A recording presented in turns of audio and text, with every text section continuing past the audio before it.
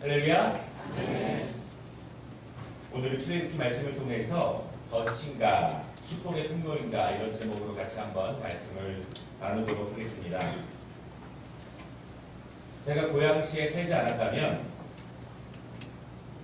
서울 북쪽의 겨울이 이토록 추운지 절대 몰랐을 것 같습니다. 제가 11년 동안을 북극과 가까운 곳에 살았지만 한국의 겨울은 또 다른 추위를 주는 것 같습니다. 가끔 용인시나 안양시 그리고 과천시 같은 경기도지만 서울 남쪽에 사는 분들을 만나게 되면 제가 이렇게 얘기합니다. 서울 북쪽의 겨울은 다르다. 얼마나 추운지 우리 교회 성도들 가운데 파주에 사시는 분들은 시베리아보다 더 추운 파베리아다 이렇게 이야기를 한다. 같은 경기도라도 차원이 다르다 이렇게 이야기를 합니다. 겨울도 참 춥지만 겨울이 끝났다고 생각했을 때 그때 불어오는 바람이 참 매섭습니다. 봄이 온다고 생각을 하고 이제 마음이 좀 풀어지고 좀 긴장이 풀어지게 되는데 그때 항상 초봄에 매서운 센 바람이 불어옵니다. 여러분 그런데 그 찬 바람이 나무들에게는 꼭 필요하다고 합니다. 나무들도 겨울 내내 움츠러져 있습니다. 이제 봄이 되면서 본격적으로 기지개를 피고 또한 본격적으로 활동하기를 시작하게 됩니다.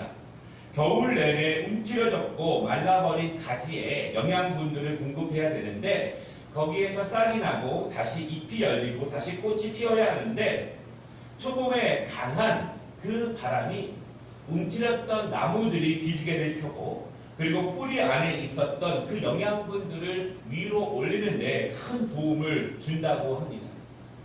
바람은 세차하지만 몸을 다시 움츠려게 하지만 그것이 꽃을 피우고 싹을 내고 열매를 맺는 데 있어서 꼭 필요한 세찬 바람이다라고 하는 것입니다. 우리가 어렵고 힘들게 하는 그 위기들이 있지만 그것들이 꼭 우리에게 나쁜 결과만 주는가 그렇지도 않을 수 있다라고 하는 그런 좋은 교훈을 주는 말씀입니다. 사람들은 보통 어떤 큰 일을 치르고 나면 좀 쉬고 싶습니다.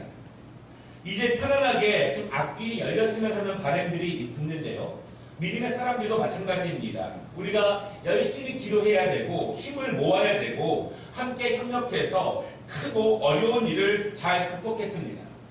믿음을 지켜서 그 일을 잘 감당했습니다. 그리고 나면 우리들도 이제 하나님께서 좀 편안하게 인도해 주시고 이제는 좀 큰 길을 걸을 수 있도록 풍성하게 인도해 주시면 좋겠다. 그런 마음들이 우리에게 있죠. 그런데 꼭 그렇게 안 되는 경우도 굉장히 많은 것 같습니다. 정말 큰 일을 온 힘을 다해 감당했는데 너무 지쳤는데 이제는 조금 쉬고 싶은데 그런데 더 큰 어려움과 더 큰 위기와 더 큰 위협이 연달아서 우리에게 찾아올 때가 분명히 있다라고 하는 것입니다. 우리 믿음의 사람들이 그러한 어려움들이 연속적으로 올 때 크고 감당해야 될 일들이 계속 다가올 때 우리가 어떻게 이겨야 하는가 이것이 오늘 말씀의 중요한 포인트입니다. 여러분 첫째 오늘 말씀을 통해서 우리가 볼 수 있는 것은 악은 절대 포기하지 않는다라고 하는 것입니다. 믿음의 사람들을 넘어뜨리려고 하는 악은 그 유혹은 쉽게 포기하지 않는다 이것입니다. 이집트의 왕은 위대한 왕입니다. 여러분 지금도 이집트에 있는 피라미드와 스핑크스를 보면 과거 이집트의 왕이 얼마나 위대하고 찬란했는가 이집트 사람들이 얼마나 지혜로웠는가를 우리가 예상해 볼 수 있습니다. 과거 이집트는요 아프리카 지역을 다스렸고요 이 가나안 땅을 비롯한 메소포타미아 지역까지 영향력이 있는 강하고 큰 나라였습니다. 그 나라에서 이스라엘 백성들이 400년이나 노예 생활을 했습니다. 여러분 당시에는요 이스라엘 사람들뿐만 아니라 주변에 있는 작은 나라들이 이집트를 위해서 그렇게 노예로 일을 했습니다. 그런 상황에서 그 나라에서 하나님께서 이스라엘 백성들을 구원하시기 위해서 자유케 하시기 위해서 다시 아브라함에게 주신 땅으로 인도하기 위해서 모세를 보내시고 모세를 통해서 그들을 구해내셨습니다. 얼마나 강한 힘이 모세에게 있어야 얼마나 강한 힘을 이스라엘 백성들에게 보여주어야 그 이집트 왕을 굴복시키고 거기서 이스라엘 백성들을 꺼낼 수 있을까요? 웬만한 힘으로는요, 이집트 왕은 끄떡하지 않습니다. 200만 명이 넘는 노예들을 풀어주는 것은 불가능합니다. 그 노예들이 없으면 당장 이집트는 큰 어려움에 처하게 됩니다. 이집트 왕은 모든 힘을 동원해서 이스라엘을 내보내려고 하지 않습니다. 하지만 이스라엘의 하나님께서 모세를 통해서 이집트 왕도 굴복할 수밖에 없는 기적을 연달아 보여주셨습니다. 9가지 재앙으로 이집트는 초토화되게 됩니다. 곡식은 사라졌고 물도 마실 수가 없습니다. 이집트 왕이 이스라엘을 내보내지 않으면 안 되는 그 재앙이 끝날 기미가 보이지 않습니다. 마침내 10번째 재앙이 모든 장자가 되는 것들이 죽는 그 재앙을 체험하고야 이집트의 왕이 굴복하게 되고 이스라엘 사람들을 빨리 데리고 떠나라고 모세에게 이야기합니다. 그렇게 이스라엘은 400년간의 포로 생활을 마감하고 자유를 가지고 이제 약속의 땅을 향해서 출발하게 되었습니다.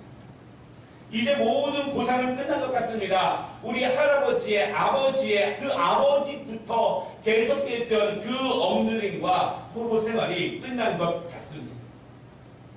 이집트에서의 삶도 힘들었지만 탈출하기 위한 과정도 너무나 어려웠습니다. 그러나 이제는 자유의 몸이 되었습니다. 하나님의 놀라운 기적을 보았습니다. 이제는 장밋빛 인생이 계속될 것이라고 믿었습니다. 이러한 전능하신 하나님이라면 이제는 우리를 편안하게 인도해 주실 거야. 이제 우리는 그냥 편안하게 살면 돼. 이러한 마음을 먹게 되었습니다.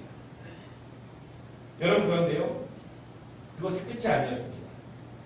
끝이라고 생각했는데 이제는 쉬고 싶은데 그때 악이 더 역사를 하게 됩니다. 오늘 출애굽기 14장 3절에 이런 말씀이 있습니다. 바로가 이스라엘 자손에 대하여 말하기를 그들이 그 땅에서 멀리 떠나 광야에 갇힌 바 되었다. 10가지 재앙으로 이스라엘 백성들이 떠나게 되었는데 어쩔 수 없이 이집트 왕이 그 백성들을 보내주게 되었는데 이제 그 왕이 지금 이스라엘 백성들이 홍해 바다 앞에서 머뭇거린다는 사실을 알게 됩니다. 그 수많은 사람들이 그 바다를 건너기 위해서는 오랜 시간이 걸리고 많은 배를 만들어야 한다는 것을 알게 됩니다. 그리고 지금이야말로 다시 이스라엘 백성들을 붙잡아 올 수 있는 절호의 기회라고 생각을 하게 된다는 것입니다. 출애굽기 14장 6절과 7절 말씀을 보니까요, 바로가 곧 그의 병거를 갖추고 그의 백성들을 데리고 갈새 선발된 병거 600대와 애굽의 모든 병거를 동원하니 지휘관들이 다 거느렸더라. 모세를 통해서 하나님의 역사를 통해서 이스라엘 백성들이 애굽에서 나왔지만 결코 이집트 왕은 포기하는 것이 아닙니다. 약간의 틈만 있어도 하나님의 백성들이 약간만 지체해도 그들은 다시 힘을 모아서 하나님의 백성들, 이스라엘 백성들을 잡으려고 군사를 모으고 모든 힘을 동원해서 추격하기 시작한다라고 하는 것입니다. 여러분, 이스라엘 백성들이 정말 하나님의 말씀으로 바로 서고 영적으로 깨어야 될 이유가 여기에 있습니다. 이집트 왕은 조금이라도 기회가 있으면 이스라엘 백성들이 조금이라도 지체하면 그 기회를 놓치지 않고 모든 힘을 기울여 덤벼든다라고 합니다. 그래서 베드로는요, 우리 그리스도인들이 영적으로 깨어 있어야 될 이유를 이렇게 설명합니다. 근신하라, 깨어라. 너의 대적 마귀가 우는 사자같이 두루다니며 삼킬 자를 찾나니 너희는 믿음을 굳건하게 하여 그를 대적하라. 마치 이스라엘을 잡으려고 모든 군사력을 총동원하는 이집트 왕의 모습과 같습니다. 여러분, 우리가 영적으로 깨어있으면 사탄의 계획을 분별할 수 있는 힘이 있다는 것을 믿으시길 바랍니다. 영적으로 깨어있으면 지금 우리에게 벌어지는 일, 그 안에 어떠한 악의 계략과 음모가 있다는 것을 우리가 영적으로 깨어있을 때 알 수 있다는 믿음을 가지시기를 바랍니다. 악은 쉽게 포기하지 않습니다. 악은 모든 힘을 기울입니다. 믿음의 사람들이 잠시 자유함을 얻고 이젠 편안하다 그 시점에 악은 다시 힘을 모은다고 하는 것입니다. 그리고 믿음의 사람들에게 어려움을 주고 두려움을 주고 다시 악에게 사로잡혔던 그 과거의 시절로 돌이키기 위해서 끊임없이 우리에게 접근한다는 사실을 우리는 알아야 합니다. 여러분, 사탄은요, 예수님을 유혹할 때에도 끈질기게 3번이나 강하게 유혹하게 됩니다. 하면요, 우리는 어떻겠습니까? 한 번 이긴 것처럼 보이고 한 번 승리한 것처럼 보이지만 틈만 보이면 다시 우리를 삼키려고 대기하고 있는 이 악의 끈질긴 그 모습. 여러분, 사탄이 포기하지 않고 계속 하나님의 사람들을 공격하는 이유가 있습니다. 그것은 우리에게 어려움을 주고 환난을 주고 두려움을 주면서 궁극적으로 하나님을 원망하게 합니다. 어려움이 계속되면 기도가 식어집니다. 힘든 것이 계속되면 예배가 어렵게 됩니다. 결국 하나님을 떠나게 하는 것이 사탄이 포기하지 않고 강한 힘을 가지고 우리를 삼키려고 계속 덤비는 그 이유가 거기에 있습니다. 오늘 10절 말씀을 보십시오. 이집트 왕은 전 군사력을 모아서 홍해바다 앞에 있는 이스라엘 백성들 향해 전진합니다. 이스라엘 백성들은 두렵습니다. 그 앞에까지 다가온 이집트 군사들을 보고 심히 두려워하게 됩니다. 그리고 바로 눈앞에는 홍해바다가 놓여져 있습니다. 사탄은 잘 압니다. 두려우면 믿음이 식어진다는 사실을 사탄은 잘 압니다. 힘든 일이 계속되면 하나님을 떠난다는 것을 잘 압니다. 사탄은 직접 공격하지 않아도 겁만 주어도 하나님으로부터 떨어져 나가는 사람들이 많다는 사실을 잘 압니다. 오늘 사탄은, 이집트 왕은 하나님의 백성들을 다시 잡아 넣으려고 온 힘을 기울이고 포기하지 않는다는 사실을 우리가 깊이 바라보아야 합니다. 오늘 이 홍해와 이집트 군사 앞에 놓여져 있는 이스라엘 백성들, 두 번째는요, 진퇴양난, 덫인가 축복인가 하는 말씀입니다. 여러분, 진퇴양난이라고 하는 사자성어가 있죠. 앞으로 나갈 수도 없고 뒤로 갈 수도 없는 상황입니다. 이 어린이들을 위한 사자성어 사전이 있는데 거기에서 이 진퇴양난은 이렇게 해석해 놓았습니다. 깊은 산속에서 사슴 한 마리가 호랑이에게 쫓기고 있었어요. 사슴이 죽을 힘을 다해 도망치는데 갑자기 앞에 큰 강물이 나타났어요. 뒤에서는 호랑이가 따라오고 앞에는 큰 강물이 흐르자 사슴은 갑자기 눈앞이 캄캄해졌어요. 더 이상 앞으로 나아갈 수도 물러갈 수도 없었으니까요. 오늘 정말 이스라엘 백성들이 놓여져 있는 상황과 딱 일치 않은 그러한 사자성어인 것 같습니다. 성도님들이 이런 질문을 하게 되면 가슴은 아픈데 딱히 정확한 답변을 주지 못할 때가 있습니다. 목사님, 왜 하나님께서 이런 어려움을 저에게 주시는지 모르겠어요. 저는 그렇게 많은 잘못을 하지도 않았습니다. 저는 성실하게 산 것밖에 없는데 왜 이렇게 큰 어려움이 제게 닥치는지 전혀 알 수 없어요. 저는 어떻게 해야 합니까? 암에 걸려 신경하는 성도가 그 암을 위해서 기도하고 믿음으로 나아가는데 나아지지 않고 계속 악화되어져 갈 때 그 말씀을 들으면서 기도하지만 시원한 대답을 주지 못하는 경우도 있습니다. 저희 교회 새벽에 오시는 그 가족이 학법이 왔는데 그렇게 열심히 기도했는데 더 악화되어가고 있다. 그 말씀을 들었는데 기도하고 함께하지만 정말 말씀드릴 것이 별로 없었습니다. 더 가슴 아픈 것은 어려움과 힘든 일들이 금방 해결되지 않고 오랫동안 지속될 때 그 어려움 때문에 예배가 멀어지고 기도가 식어지고 감사가 사라지고 하나님을 멀리하는 순도들을 바라보게 될 때 정말 하나님의 자비와 긍휼과 은혜가 넘치기를 기도할 뿐입니다. 오늘 이스라엘 백성들을 보십시오. 강한 이집트 군사들이 전 속력으로 달려오고 있습니다. 그리고 앞에는 거대한 홍해바다가 있습니다. 그런 상황 가운데 믿음을 지키는 것 자체가 이상할 수도 있습니다. 오늘 11절 말씀을 보십시오. 그들이 또 모세에게 이르되 애굽에 매장지가 없어서 당신이 우리를 이끌어내어 이 광야에서 죽게 하느냐? 어찌하여 당신이 우리를 애굽에서 이끌어내어 우리에게 이같이 하느냐? 우리가 애굽에서 당신에게 이른 말이 이것이 아니냐? 이르기를 우리를 내버려두라. 우리가 애굽 사람을 섬길 것이라 하지 아니하더냐? 애굽 사람을 섬기는 것이 광야에서 죽는 것보다 낫겠노라.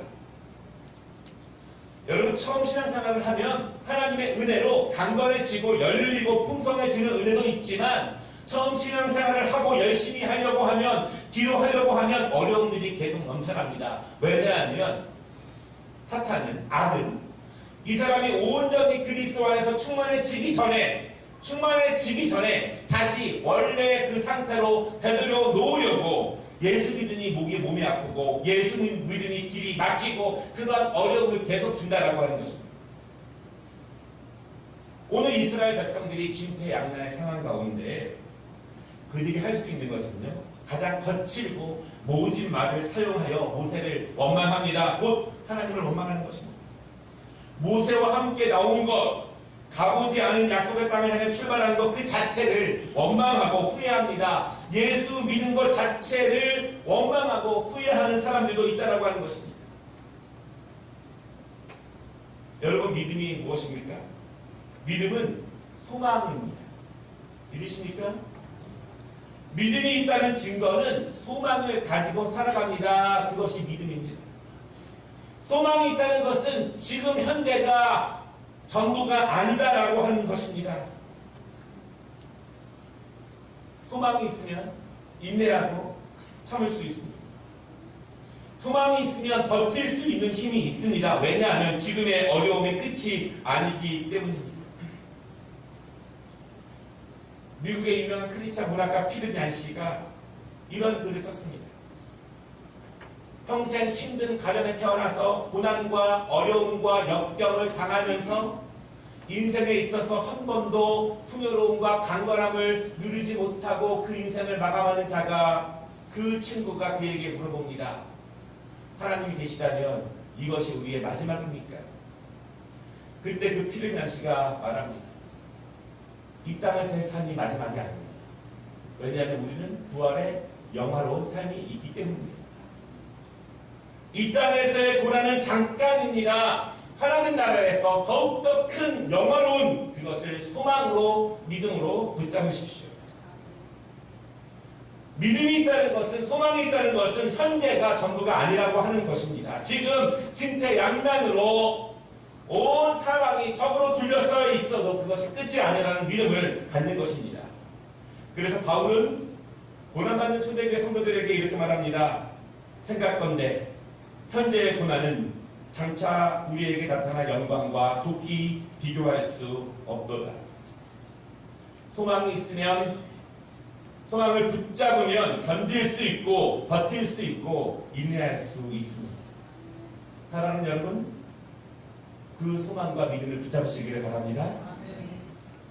하나님이 주시는 소망을 붙잡으면 하나님이 반드시 그 소망의 끝으로 우리를 인도하실 것을 믿으시기 바랍니다. 오늘 이스라엘 백성들이 이 진퇴양난의 이 광경 가운데 이렇게 말할 수 있습니다. 사탄이 하나님의 사람들을 잡으려고 덫을 앞뒤로 놓은 것이냐?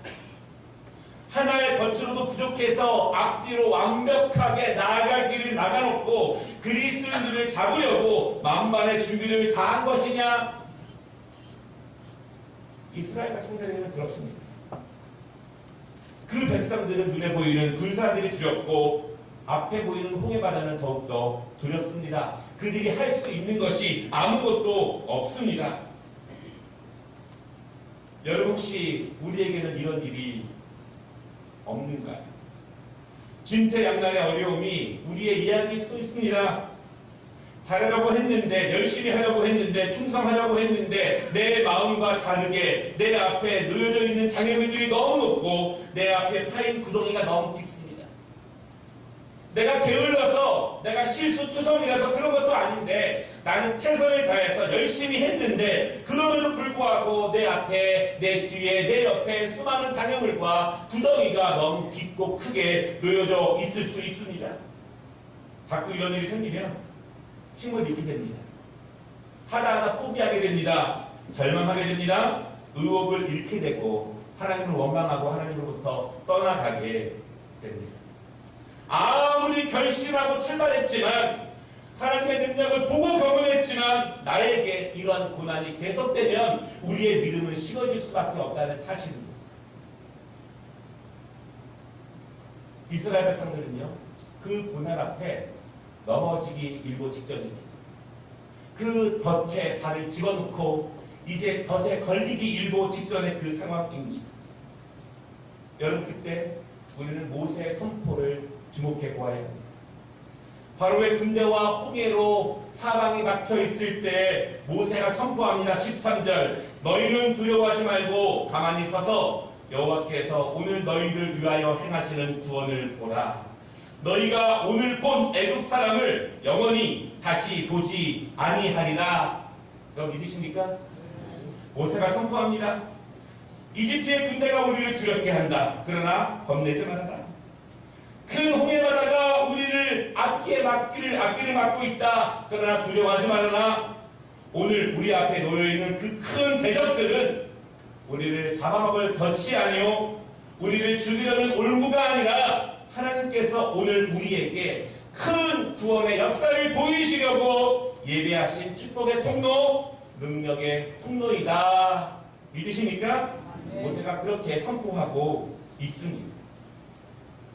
여러분, 우리 앞에 장애물이 있습니다. 어려움이 있습니다. 덫이라고 생각할 수 있습니다. 그때 하나님을 더욱 의지하시기를 바랍니다. 왜냐하면 그때가 하나님께서 역사하실 시간임을 믿으시기를 바랍니다. 그때 더욱더 충성하시고 그때 더욱더 기도하시기를 바랍니다. 고난과 어려움일수록 더 기도하고 더 예배하고 더 충성하는 사람이 있는가 하면 그때 더욱더 하나님을 떠나가는 사람들도 많다라고 하는 것입니다. 여러분, 자녀가 어려움을 당할 때 그것을 보고 좋아하는 부모가 어떻겠습니까? 하나님께서는 이스라엘 백성들을 죽이기 위해서, 덫에 걸리기 위해서 그들을 광야로 인도하신 것이 아니라 살리시기 위해서, 풍성하게 하시기 위해서 그 죽음의 땅과 사망의 땅과 노예의 땅에서 이끌어내시는 것입니다. 하나님께서는 우리를 죽이시기 위해서 어려움 가운데 절망하도록 우리를 구원하시고 부르신 것이 아니라 우리를 사망의 땅에서, 죽음의 땅에서 우리를 부르시고 구원하시고 예배하게 하신 이유는 우리를 강건하게 하시고 우리를 살리시고 우리에게 놀라운 일을 보이시기를 원하셔서 여러분들을 보내신 사실을 여러분 믿으시기를 바랍니다. 모세의 말을 주목해 보시기 바랍니다. 14절, 여호와께서 너희를 위하여 싸우시리니 너희는 가만히 있을지니라. 어려움이 있습니다. 고난이 있습니다. 앞뒤로 막히고 두렵고 힘듭니다. 그때 우리는 무엇을 해야 합니까? 가만히 있으면 됩니까?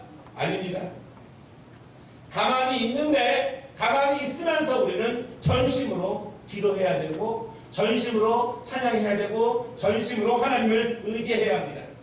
내가 할 수 없기 때문에 전심으로 그 어려움의 순간에도 하나님만 의지하고 믿음으로 나아가면 하나님께서 우리를 위해서 대신 싸워주심을 여러분 믿으시기를 바랍니다. 그것이 가만히 있는 것입니다. 아무것도 하는 것이 아니라 그냥 수동적으로 있는 것이 아니라 능동적으로 기도하고 능동적으로 예배하고 능동적으로 찬양하며 나아갈 때 여기까지 우리를 살리시기 위해서 인도하신 하나님께서 우리를 위해서 대신 싸워주심을 여러분 믿으시기를 바랍니다. 모세가 말합니다. 너희들은 보이지 않지만 하나님은 저 홍해 바다를 가르실 것이고 그 안에서 우리를 살리시고 그들을 멸하실 것이다. 믿으시기 바랍니다. 말씀을 마치겠습니다. 우리는 이 말씀의 결론을 잘 알고 있습니다. 이스라엘 백성들은 현재 어려움 때문에 두려워하고 모세를 원망하지만 이집트 군대와 호위바다는 이스라엘 백성들을 절망시키고 죽이기 위한 덫이 아니었습니다. 하나님의 살아계심을 모든 민족에게 선보이는 구원의 시간이었습니다. 이집트 사람들에게, 가나안 사람들에게 하나님께서 그 민족을 얼마나 사랑하시고 그들에게 어떠한 역사를 일으키시는지 하나님께서 본때를 보이시는 능력의 시간이었다라는 사실을 믿으시기를 바랍니다. 덫이 아니라 축복의 시간이었고 구원의 시간이었고 능력의 시간이었습니다. 여러분, 우리가 덫이라고 생각하고 함정이라고 생각하고 장애물이라고 생각하고 구덩이라고 생각했을 때 그때 하나님을 의지하지 않으면 그렇게 됩니다. 그러나 그때 그 시간 하나님을 의지하고 전폭적으로 하나님께서 대신 싸워주시기를 믿음으로 나아가고 소망으로 나아간다면 그것은 덫이 아니라 우리에게 축복의 통로가 될 것입니다. 오늘도 우리의 삶의 가정의 환경 가운데 있는 그 어려움들 하나님께서 구원의 역사를 선보이시기 위해서 우리 앞에 놓으신 축복의 통로가 되시기를, 그것을 경험하는 은혜가 되시기를 주님의 이름으로 축원합니다. 기도하겠습니다.